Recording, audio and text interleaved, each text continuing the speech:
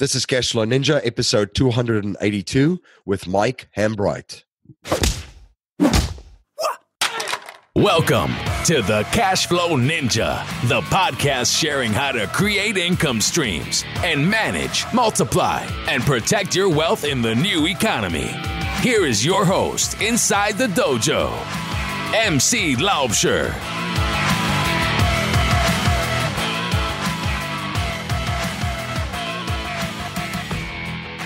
Hello, Cashflow Ninjas. MC Laubscher here, and welcome to another episode of the Cashflow Ninja. I have a great show for you today, and in today's show, we're going to look at how actionable education, coaching, mentoring, and masterminds can help you achieve success. My guest in this episode is Mike Hambright. Mike is a real estate entrepreneur. He has purchased hundreds of houses over the past few years, along with his wife, Lindsay. Mike is a professional rehabber, wholesaler, and owns a rental portfolio of single-family homes. Mike has mentored and coached other investors that are known to have purchased about 35,000 houses. Mike is also the founder of flipnerd.com, the leading social platform for real estate investors in America, with over 70,000 subscribers. Mike is also the founder of passiverental.com, which helps people find, finance, and buy rental property portfolios as passively as possible in markets across the country.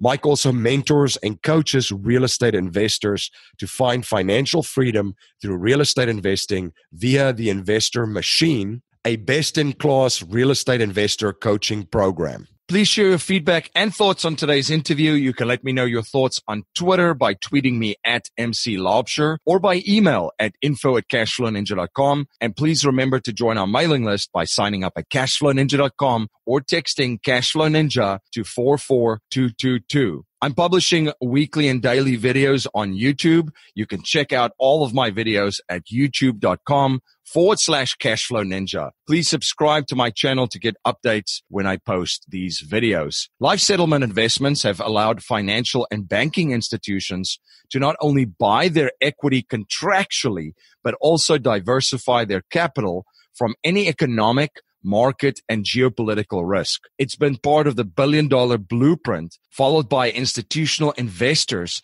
And if you are an accredited investor, you can also now participate in this vehicle with enormous growth potential. You can watch an informational webinar presented by one of the premier organizations providing life settlement investments, Penumbra Solutions, at cashflowninja.com/life settlements. Blockchain technologies and cryptocurrencies will not only disrupt money, but every industry on the planet. These new innovations and technologies will affect every area of our lives in the future. The cryptocurrency course teaches you everything you need to know about getting started and profiting with cryptocurrencies and includes expert training from the top crypto experts in the world. You'll learn how to buy, sell, and trade cryptocurrencies, how to safely store your crypto, how to become a sound investor, even if you're just a beginner, and how to apply blockchain technology to your business. You can watch a free crypto masterclass and grab the crypto course at cashflowninja.com/crypto course. The wealthiest investors on the planet know how to capture their wealth and leverage it to perpetually grow it. If you're interested in learning the premier strategies of the wealthiest individuals and families on the planet, you can access your free webinar at cashflowninja.com/be the bank. Mike, welcome to the show. Hey, thanks for having me. I'm really excited to be here. Yeah, absolutely. Very excited to have you on. As I mentioned, I've spoken to quite a number of guests on the show in Cashflow Ninja, and your name keeps popping up. You got to talk to Mike. So pretty excited to connect and having you on. Mike, for my listeners that are not familiar with you and your company and what you do, can you please share a little bit about your background and journey? Yeah. It used to be that used to be an easier question to answer. It's gotten a little more complicated over time. Probably I've caused a lot of that complication. But for about 10 years now, I've been a real estate investor. And I kind of left corporate America around that time and usually refer to myself as a corporate refugee. Kind of my wife as well. So we just kind of left and wanted to burn our bridges and never turn back. Not burn our bridges, but burn the boats, if you will. Right. And never turn back. And we never have. And so, we started off as investors, still investors. But over the last 10 years, we've built a rental portfolio. We have been really heavily involved in coaching and mentoring for a long time, have a lot of success stories, literally thousands of success stories. And then about 4 years ago, I launched a podcast myself called Flip Nerd, the Flip Nerd real estate show. And from that, we have a couple of other podcasts that have kind of popped up, and some have come and gone. But all in all, we have over 1,500 video podcasts, and we have flipnerd.com, which is a real estate investor platform. We have about 100,000 subscribers on that listen to our shows and follow our content, and we share lots of lessons and action-oriented content. So at a high level, that's kind of what I do. No, exciting stuff. So when you got into real estate and you were still in the corporate world, what were some of the first steps? How did you get started? Well, I wasn't still in the corporate world. So my story, if I can step back a little bit, is I worked for a large retail company that was a multi-billion-dollar company, probably Fortune 250 company that literally is gone today. It's just gone. But at the time, we were flying high. I had a really great job, and I worked directly for the CEO of the company. Had a really unique kind of position and opportunity, which was really cool while I was there. But one day he got fired, and politics aside, it was all political, and there's a lot of politics in corporate America, especially at high levels. And so it was really my first exposure to that. But most importantly, I was next in line because I was his outspoken right-hand man. They were kind of just, now tens of thousands of people have lost their job ultimately. But so that was my first time ever being fired from anything, or like rejected in a way like that, and it was nothing personal ultimately. And ultimately it led to lots of good things. So in hindsight, you look back and like at the time I felt like terrible, but now it's like, man, I'm glad that happened because it got me here to wherever I am today. But yeah, so that was my first experience with what I kind of say corporate America let me down.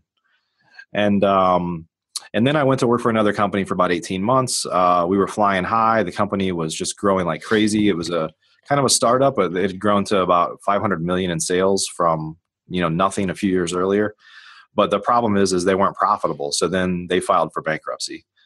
And at that time, I left. I left. I wasn't forced to leave. Probably they went through the bankruptcy process, and companies don't shut down. They just change things. Sometimes they shut down, but in this instance, they still were around for a couple of years and got acquired by an investment company. But truthfully, the heydays and the growth stuff was gone. At that point, it was just like, let's maintain and squeeze all this out of it as we can. So I knew that was happening, so I left. And at that point, I was like, corporate America had let me down again. And here we are. It was kind of late 2007 with the market taking a downturn. And I just had to make the decision. Am I going to go back and work for the man, or am I going to do something else? And my wife, at that point, literally, when I left that job, my son was 3 months old. And wow. So here I am, like my wife and I have been married for about 3 years at that point. So kind of a new husband. Honestly, she left her consulting job to have my son, and she was making more money than I was, but she just hated her job. I mean, she traveled 100% and just like hated it. And so here we are faced with two people that could go back into corporate America and do fine financially and just have to weather the ups and downs of markets and maybe losing jobs and things like that. Or we can do something different. And, I'd always been kind of entrepreneurial, but had never started a business. And I'd always had an interest in real estate investing, but had never done anything about it. And it was just that time where we said, hey, are we going to do this again? Like, we're going to go back into corporate America and figure this out. And, we took several months of trying to figure stuff out, kind of looking for jobs a little bit on the side, kind of looking at real estate off the MLS, which I never look at the MLS now, but back then I didn't know. And ultimately we just decided to go all in on real estate. And that was kind of mid 2008. So that's the Cliff Notes version of my life over the past 10 years, I guess. Yeah. So now, from a philosophical approach to investing and building wealth through real estate, what are some of the approaches that you follow philosophically? Yeah. And is there a checklist that you draw from in your decision making and evaluating opportunities that come your way? Yeah, we're kind of what I guess I'll call a classically trained single family house investor. So we try to buy at a deep discount. We spend a lot of money on advertising, a lot of effort generating leads directly from sellers. So we don't often buy a lot from other investors. because we kind of trying to go deep to the source, right to the source. And so, from a fundamental standpoint, what that means is our business is much more around marketing and operations, and the real estate investing is kind of a byproduct of that. So we're really focused on lead generation, and that's what I teach as well. So from a wealth building standpoint, I mean, we really got in this business. I think most people that get in this business realize pretty quickly, if they didn't get into this to build a rental portfolio or to build some cash flowing assets, that you can never get off the treadmill if you're only wholesaling and rehabbing. You might make a lot of money and do really well, and we have, but unless you're stuffing some away every once in a while, then the music will stop if you stop advertising or you go on vacation or something like that. Everything's going to stop.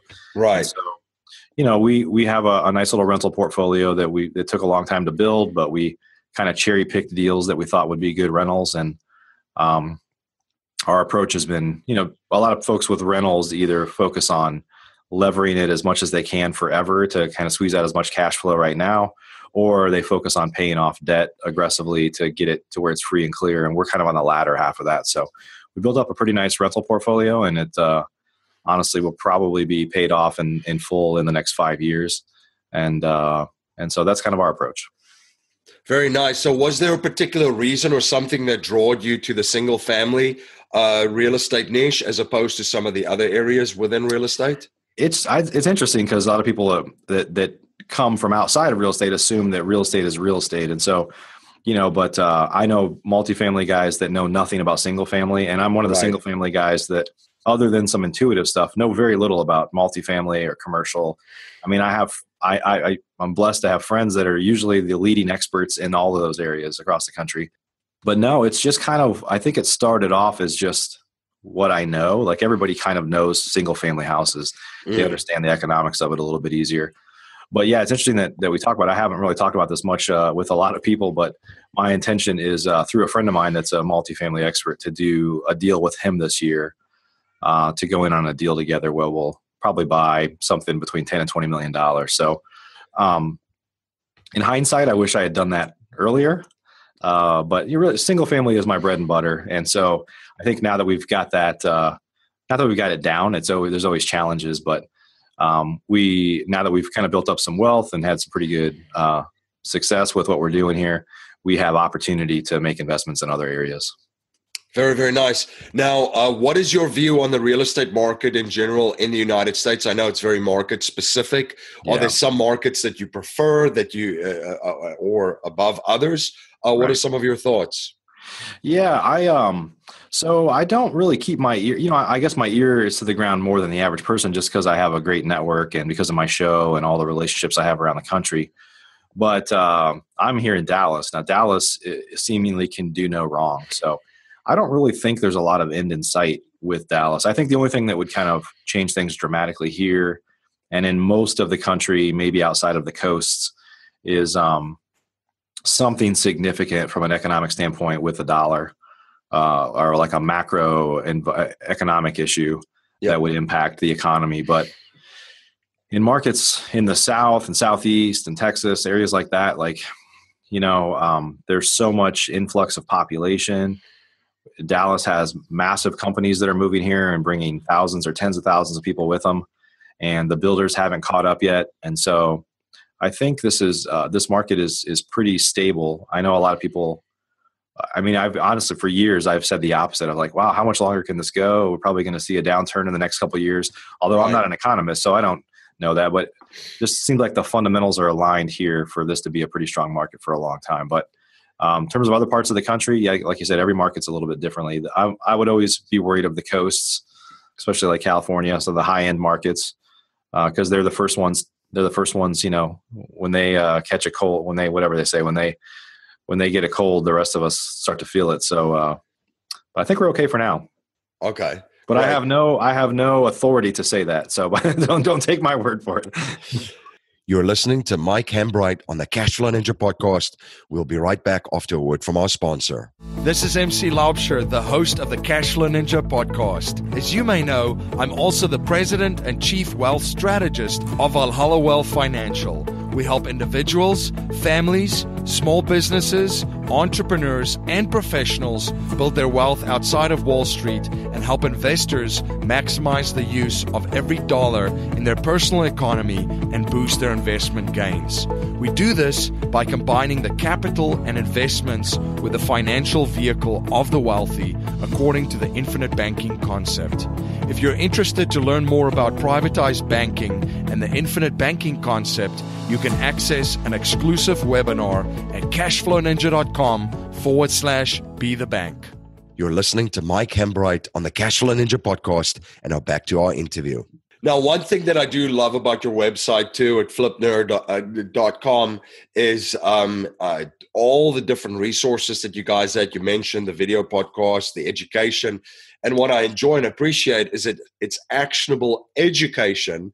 And then there's also coaching and mentorship and masterminding, which even if you do get the actionable education, the next step is like, okay, how do I do this? I know I have to jump, but how do I jump? Where's the parachute? What parachute do I need? All that kind of stuff. Right. And you kind of produce that next step too. Can you talk about the importance of masterminds, of coaching and mentorship that has played in your life? And then I'll give you a couple of perspectives. I mean, I practice what I preach. So I can tell you, we sell coaching. We sell some really high-end coaching that we really hold people's hands with. And I have some masterminds that are really high-end masterminds, not cheap. Like we have we have two masterminds. One, basically, it's if you're doing 50 deals a year or more, or you're doing 50 deals a year or less.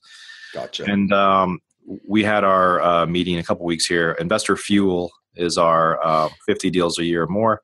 And I think if all the members were here right now, they would be just heralding like how awesome it is to be around like-minded people. And, it doesn't really take much. One little tip could mean tens or hundreds of thousands of dollars to you once you have a business that's doing volume. And so, I think with Flipnerd, I say this often now. I didn't always quite know this, but I know it now. After having done hundreds of shows, my interview show is our main show we've done. In fact, I'm about to do another show here. When we're done, I'm recording another show, but we're over 400 episodes now in their interview style, where I'm interviewing other experts and we're sharing ideas. And I think my biggest asset over the years has just become my network. Truthfully, I know a lot of people say your network is your net worth. And for me, that's absolutely true. And we've spent years and a small fortune building a platform to allow that to happen. But yeah, surrounding yourself with other people that are like-minded, that are hopefully ahead of you generally, like they have, you don't want to be the smartest person in the room. But it's critical to your success. And I think a lot of real estate investors fail because they give up too early, or they get stuck and they don't have anybody to turn to. And so we buy high-end coaching programs. My wife bought a program a few weeks ago for $35,000. Like we practice what we preach. We believe in these things. And so I've probably spent nearly $1 million on coaching and royalties I had to pay for being associated with other people and programs and mentoring and stuff ourselves. And so I know that's moved the needle for us very fast. And so, I can honestly say, while we have other programs ourselves, that we very much practice what we preach. No, absolutely. One of the things that you touched on and that you guys, that you mentioned too, is not the ability to generate leads and marketing. What are some of the strategies that you're using currently? There might be some real estate investors listening to us right now that might pique their interest. What's working for you right now, and what are some of the things that you guys tried that didn't work out so well? Oh yeah, we've tried lots of things.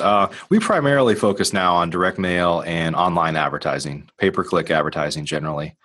So that's most of our focus, and that's most of what I teach as well. But yeah, we've tried all sorts of stuff, from bird dogs to sticking Post-it notes on doors, like 5 or 10,000 a day, like in mass, just having companies go hand them out. We've tried lots of things. And I think that's one of the things that's interesting about this business, back to the networking, is when you get around other people that have tried lots of things, and they can say, like, there's things that I've tried that I can definitively tell people now, if you're thinking about doing that, don't do it. It's a waste of time. Right. And save me a lot of money and a lot of grief, and vice versa. But yeah, I think at the end of the day, we're in a business where with advertising and lead generation, nothing works particularly well. You just have to be consistent and do a lot of it. And eventually a small number of things that pop out the other end of the funnel could mean big dollars for you. So there is no silver bullet. You just have to do a lot of things consistently and good things start to happen. What were some of the platforms that you guys are focused on? Obviously, you have a fantastic presence on YouTube. Were there any other platforms that you guys have found as produced some results? For FlipNerd so FlipNerd really is kind of totally separate from our house buying business. Okay. Yeah. So for the house buying business. Yeah. So, we've just primarily direct mail and pay-per-click is what we've done in the past. Now, I do think there's some opportunity to do more with social media, and some people are starting to kind of crack the code on how to use Facebook for generating seller leads, which historically is kind of tough because you can't, Google is one thing. If somebody's doing a search for sell my house fast, or I recently got divorced, how do I sell my house? Like those keywords, you can buy those keywords and show up as results. On Facebook really isn't a search platform. So it's not really, you can show ads to people based on age and based on where they live, zip code. You can geographically target people, and you can target them based on kind of age and some other factors, interests. But, if somebody is moving mom into assisted living, like it's hard to find that person. Right. Because there's no interest in moving parents into assisted living. Like that doesn't exist in Facebook. So find other ways to target them. But there's a few people that are getting close to kind of cracking the code on that and how to use social media in some new ways. Very, very interesting. Now, Mike, a core message in our show is to leave our families, communities, and the world better than we found it by passing down a mindset, values, and principles to future generations, not just money. So if you cannot pass on any money to future generations, and we're only allowed to pass on 3 principles to them to build wealth and achieve happiness and success, what would they be? Yeah, it's interesting that you say that. We just went through a process where we defined our core values as a company. And as part of our kind of 5-year goal planning, and then we backed into what we're doing over 90 days. But the first part was to define our core values. And it's interesting that we were just doing this recently after being in business for almost 10 years. It's not that we didn't have values before. They just weren't clearly defined. And so I would say my core values that we've defined are a summary of what we've had all along. But now my team understands it. We'll probably get it in a way to where we can frame it and put it on the wall to where everything we do, we just say, does that fit our core values? If we ever question it, like if we're hiring somebody, we had an interview today with somebody we're looking to add to our team. And some of the time when we're going through the process, I'm thinking, does this person fit my core values? Is he saying things that lead me to believe that he's in line with that or not? And also I have a 10-year-old son. And so we think a lot about like him because the years go by fast. You have kids, you know what I'm talking about. But yeah, so our core values, I literally have them right here. So the first one is giving. We're very focused on, even when we buy houses, like we're truly trying to help people. We're trying to make a difference. And what we found is, although we're in the real estate investing business, none of it will happen unless we're helping people.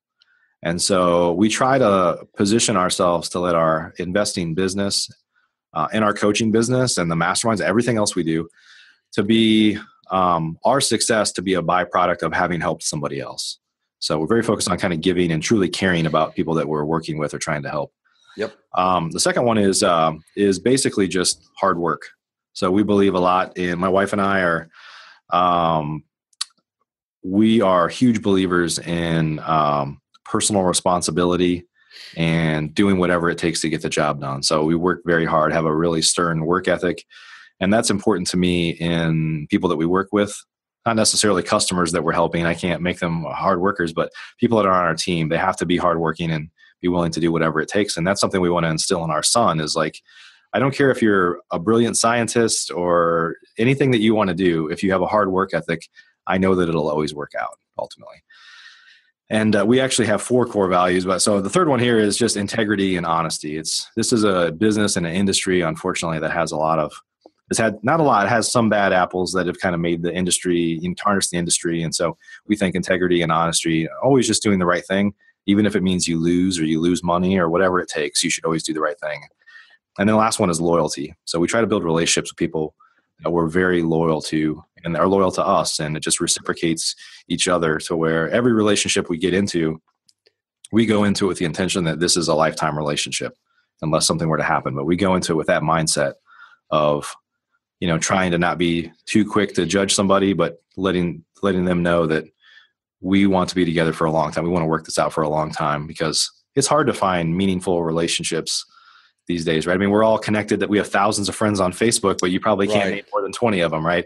And there you go. Like, hey, let's develop some deep relationships with our business partners and employees and things like that. And so anyway, those are our core values.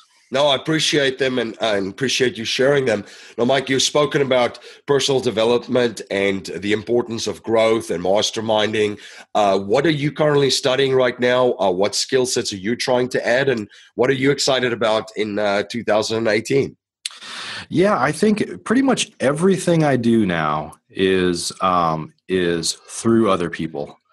So our coaching students, we do deals together, and as I try to grow, it's like I used to just try to do my own thing. We're going to advertise, we're going to buy houses ourselves. We might sell them to other people, but it was never focused on if I show other people how to do this, then they win and I win. I can scale that endlessly based on our core values that we just talked about. If I truly try to give, and I believe that in everything we do now, there's very little that I'm trying to do anymore that isn't kind of with or through other people to where they benefit in the process. And so if I had to kind of develop say what my theme is for the year, it would be very much on trying to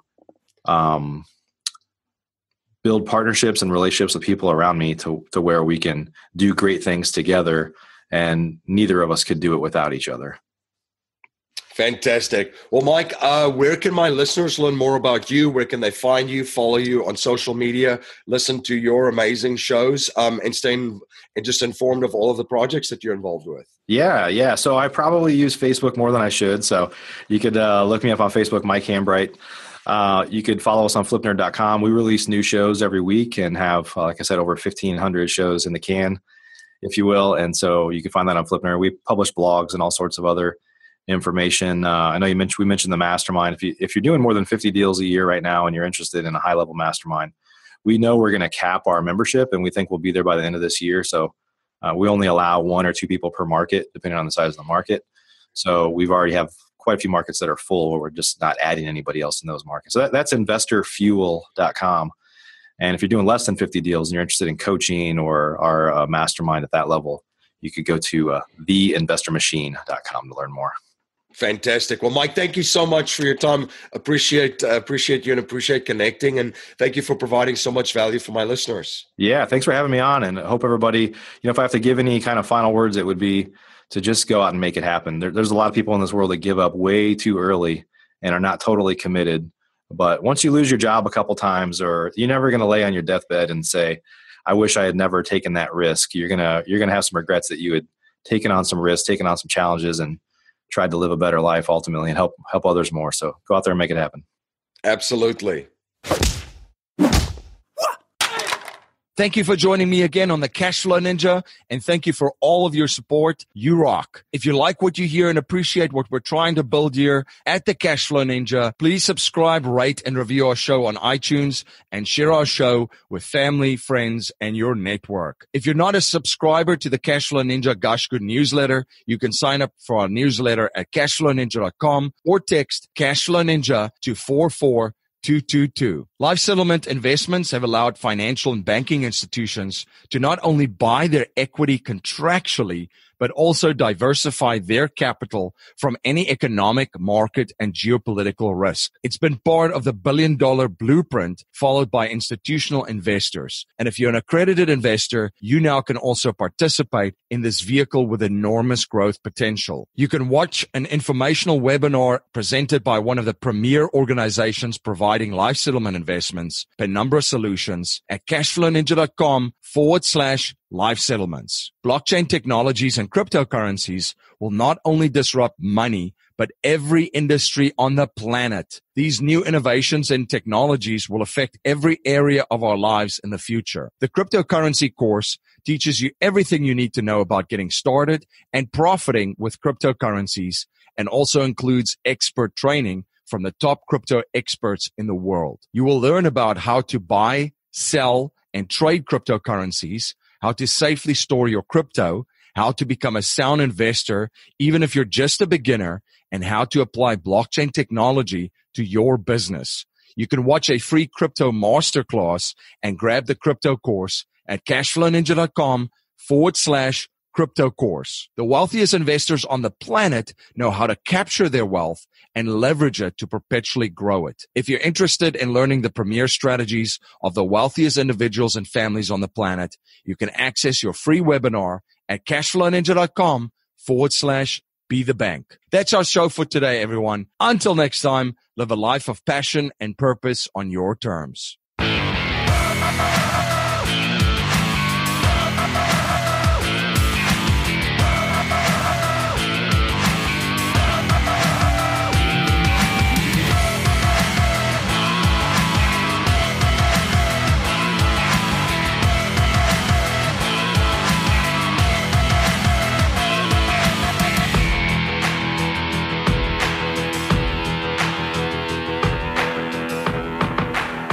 This presentation is for educational and informational purposes only. The information being presented and considered does not consider your particular financial objectives or situation, and it does not make personalized recommendations. This material is not intended to replace the advice of a qualified tax and legal advisor or other qualified professionals, and you should not use the information in place of a customized consultation with a licensed professional regarding your specific personal financial objectives, situation, and needs. We believe the information provided is reliable, but we do not guarantee its accuracy, timeliness, or completeness.